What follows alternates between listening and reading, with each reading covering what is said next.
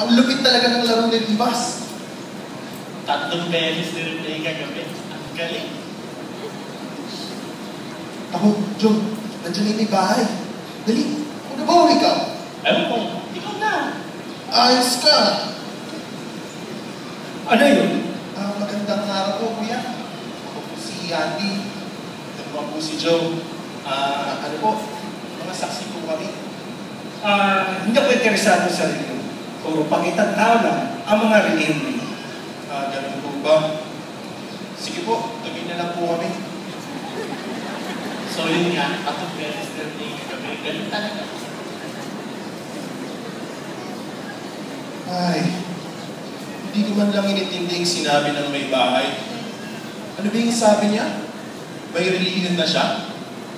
Ang natatanda ko lang sa sinabi niya ay hindi ako interesado.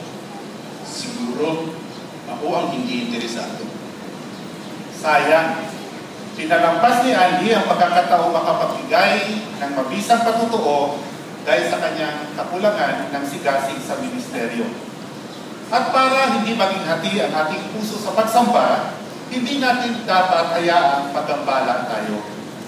Panoorin natin kung paano magiging mas makabuluhan ang pangangaral ni Joe at Andy kung nakapokus sila sa ministeryo. Atin sila muling subaybayan.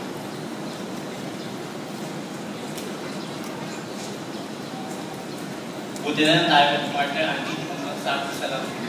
Oo, napanood ko, Joe. Ang galing. Pero teka, ako na kasi yung sunod na magsasalita. Ay, sorry, Andy.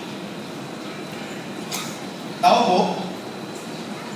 Ano yun? Ay, magandang araw po, kuya. Ako po si Andy. Ito naman po si Joe. Magandang araw po. Mga saksi po kami. Hindi ako interesado sa reliyon. Puro pakitang tao lang ang mga reliyon niyo.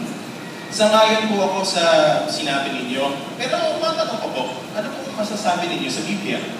Wala akong problema sa Biblia. Ang problema, hindi ito sinusunod ng mga simbahan. Sangayon po ulit ako dyan. Ang totoo po, kuya, may mga saksi ni Jehovah sa ilang bansa ang ibinilanggo dahil sa ibinunyag nila yung pagpapaibabaw ng mga reliyon. Talaga? Ngayon ko lang nalaman niya. Ginamit po, kuya, mismo ni Jesus yung salita ang pagpapaibabaw ng mahigit na 10 beses upang ibunyag ang pagpapaibabaw ng mga lider ng relihiyon ng panahon niya. Mas maganda, kuya, kung mabasa natin yan dito sa Mateo, sa aking Biblia, sa Mateo 23:25. Sige nga. Buti na lang at nakabawi si Andy. Hindi niya pinahintulutan ng mga pangambala habang siya ay nangangaral. Mga kapatid, ganyan ang sigasig sa ministeryo.